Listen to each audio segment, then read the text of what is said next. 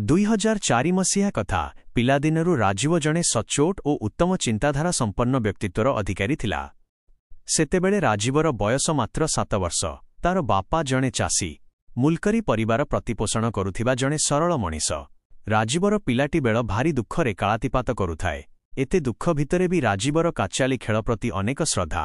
ସେ 1 ଟଙ୍କାରେ 10ଟି କାଚାଳି କିଣି ତାକୁ ନେଇ ଖେଳେ। ରାଜୀବକୁ ଗାଁର କଚ୍ଚା ରାସ୍ତା ଗଳିରେ କାଚାଳି ଖେଳିବା ଯେମିତି ନିଶା ପାଲଟିଗଲା। କାଚାଳି 1 ଟଙ୍କାରେ 10ଟି କିଣି ଖେଳିସାରିବା ପରେ ପୁଣି ମନେହୁଏ ଆଉ 10 ଗୋଟି କିଣି ଖେଳିବାକୁ। ଆଲି ଖେଳ ଖେଳୁଥିବା ବେଳେ ଆଲିକୁ ରଖିବା ପାଇଁ ଜାଗା ଥାଏ ହୁଗୁଳା ପେଣ୍ଟର ଡାହାଣ ପକେଟରେ। ଯଦି ମୂଳେ ମୂଳେ ଖେଳ ଚାଲିଥାଏ ତେବେ ଆଲି ପକେଟରେ ଭଲଭାବେ ଧରିଯାଏ। ଯଦି ଖେଳ କ୍ଷତିରେ ଚାଲିଥାଏ ତେବେ ପକେଟ ପୁରା ଖାଲି ଆଉ ମୁଣ୍ଡ ଚିନ୍ତାରେ ପୁରା ଭାରି। ଆଉ ଯଦି ଖେଳରେ ଜିତିଯାଏ ତେବେ ପକେଟ ପୁରା ଫୁଲ୍, ମାନେ ପକେଟ ପୁରା ଗରମ। ଆଉ ସେ ପକେଟରେ ହାତ କ'ଣ ଗୋଟେ ପିମ୍ପୁଡ଼ି ବି ପଶିପାରିବ ନାହିଁ। ଚାଲିଲାବେଳେ ପାଦରେ ପାଉଁଜି ପିନ୍ଧିଲା ଭଳି ଖାଲି ଛଣ ଛଣ ହେଉଥାଏ। ସେତେବେଳେ ସମୟଜ୍ଞାନ ଭୁଲିଯାଏ ରାଜୀବ। ଏମିତି ପ୍ରତିଦିନ ଖେଳୁଥାଏ। ତାର ମା ତାକୁ ଯେତେ ବି ଖୋଜିଲେ ବି କେଉଁଠି ନା କେଉଁଠି କୋଉ ଗଳିରେ ଲୁଚିକରି କାଚାଲି ଖେଳୁଥିବ ସେ। ଏପରିକି ସ୍କୁଲକୁ ଗଲା ବାଟରେ ଦେଖିଲା ଯଦି କେଉଁଠି କାଚାଲି ଖେଳ ହେଉଛି ତାହେଲେ ତାର ସେଇଠି ସ୍କୁଲକୁ ଯିବା ବନ୍ଦ ହେଇଯାଏ। ବସ୍ତାନି ଟଙ୍ଗା ହେବ ରାସ୍ତାପାଖ ବାଉଁଶ କଣ୍ଟା ବାଢ଼ରେ, ଆଉ ବସ୍ତାନି ଭିତରେ ବରଫ ଖାଇବା ପାଇଁ ବାପାଙ୍କ ପାଖରୁ ଆଣିଥିବା 1 ଟଙ୍କାରେ 10ଟି କାଚାଲି କିଣି ଖେଳ ଆରମ୍ଭ ହେଇଯାଏ। ସବୁଠାରୁ ବଡ଼ ଚକିତ ହେବାର କଥା ଏହା କି ତାଙ୍କ ଖେଳ ଗ୍ରୁପରେ ଯିଏ ଖେଳାଳି ସେ ମଧ୍ୟ କାଚାଲି ବିକାଳି। ସେ ବିକାଳି ଜଣଙ୍କ ହେଉଛି ସିଏ ଯାହାର ଲୟ ଭଲ ଥାଏ ଆଉ ସେ ବାଜି ମାରିଚାଲେ। ଯେହେତୁ ତାର କାଚାଲି ଅଧିକ ହେଇଯାଏ ସେ ଅଧିକ ଆଲିକୁ ବିକ୍ରି କରିଦିଏ। ମିଳୁଥିବା ଟଙ୍କାକୁ 1 ଡବାରେ ସାଇତି ରଖେ। କାଚାଲି ଖେଳ ଏମିତି ଯେ ଯିଏ ଖେଳେ ସେ ଜିତିଲେ ଆହୁରି ଖେଳିବାକୁ ଇଚ୍ଛା ହୁଏ, ଆଉ ଯିଏ ହାରେ ଆର୍ ବାଜି ଜିତିବ କହି ଖେଳିବା ବନ୍ଦ କରେ ନାହିଁ। କାଚାଲି ଖେଳରେ ବିଭିନ୍ନ ଖେଳ ନାମ ରହିଛି, ଯେପରିକି ଗାଈ ବାଛୁରୀ ଖେଳ ଓ ଚାନ୍ସ ଖେଳ। ଏହି ଖେଳାଳି ଭିତରୁ ଚାନ୍ସ ଖେଳଟି ଅତ୍ୟନ୍ତ ଲାଭଦାୟକ। ଏହି ଚାନ୍ସ ଖେଳରେ ଏକାଥରକେ ଅନେକ କାଚାଲି ମିଳିଯିବାର ସମ୍ଭାବନା ଥାଏ। ତେଣୁ ଏହି ଲୋଭ ଉଭୟ ହାରୁଥିବା ଓ ଜିତୁଥିବା ଖେଳାଳିଙ୍କୁ ଖେଳରୁ ହଟିବାକୁ ଦିଏ ନାହିଁ। ଏହାଛଡ଼ା ଖେଳରୁ ନା ହଟିବାର ଅନ୍ୟ କେତେକ କାରଣ ରହିଛି। ଯେମିତି ଯଦି ତୁମେ ଜିତି ଚାଲିଥିବ ତେବେ ହାରୁଥିବା ଖେଳାଳି ଧମକ ଦିଏ, ଯଦି ତୁ ନ ଖେଳି ଚାଲିଯିବୁ ତୁ ମୋତେ ଠକିଦେଲୁ ଭାବି ମୁଁ ତ କାଚାଲି ସବୁବେଳେ ଛଡ଼େଇ ନେବି। ଆଉ ହାରି ଚାଲିଥିଲେ ମୁଁ ଜିତିବି ନ ଜିତିଲେ ମୋ ମନ ବୁଝିବନି କହି ବାରମ୍ବାର ଆଲି କିଣୁଥାଏ ଓ ଖେଳ ଖେଳୁଥାଏ। ସେଥିପାଇଁ ତ କେତେକ ଜ୍ଞାନୀ ଲୋକ କହନ୍ତି ଆଲି ଖେଳ ଗୋଟିଏ ଜୁଆ ଖେଳାଳି। ଏମିତିକି ରାଜୀବର ଗାଁରେ ଜଣେ ଯୁବକ ବୟସର ବଡ଼ ଭାଇ ଅଛନ୍ତି।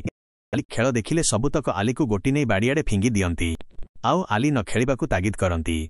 ସେଥିପାଇଁ ତ ଆଲି ଖେଳୁଥିବା ଖେଳାଳି ତାଙ୍କର ଆସିବାର ଖବର ପାଇବା ମାତ୍ରେ ନିଜ ନିଜ ଆଲି ଧରି ଚମ୍ପଟ ମାରନ୍ତି। ଦିନକର ଘଟଣା, ସେଦିନ ରାଜୀବ ପାଖରେ କାଚାଲି ଖେଳିବାକୁ ଟଙ୍କା ନଥିଲା।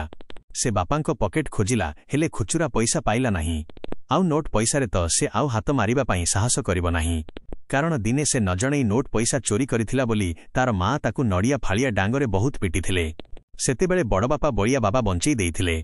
ବାବାରେ ବାବା, ସେଇ ଦିନଠୁ ସେ ତା ମାଙ୍କୁ ଭାରି ଡରେ। ରାଜୀବ ଏବେ କ'ଣ କରିବ ଭାବିଲା ବେଳକୁ ହଠାତ୍ ତାର ନଜରରେ ପଡ଼ିଲା ତାର ମା ଚାଳକୁ ଲାଗି 1 ଶିକା ଟଙ୍ଗେଇଛନ୍ତି, ଆଉ ସେ ଶିକାରେ ଗୋଟିଏ କୁମ୍ପି ଅଛି।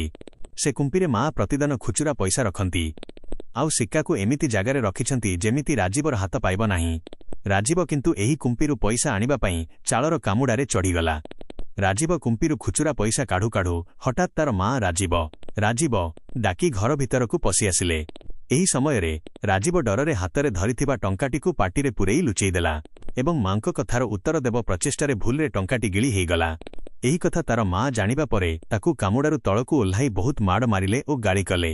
ହେଲେ ମା ମନପରା, ସେ କି ଆଉ ବୁଝିପାରୁନି ତା ଛୁଆ ଗଳାରେ ହେଉଥିବା କଷ୍ଟକୁ।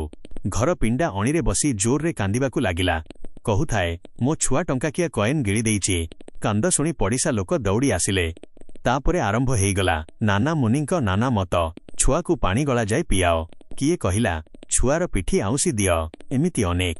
କିନ୍ତୁ କିଛି ସୁଫଳ ମିଳିଲା ନାହିଁ।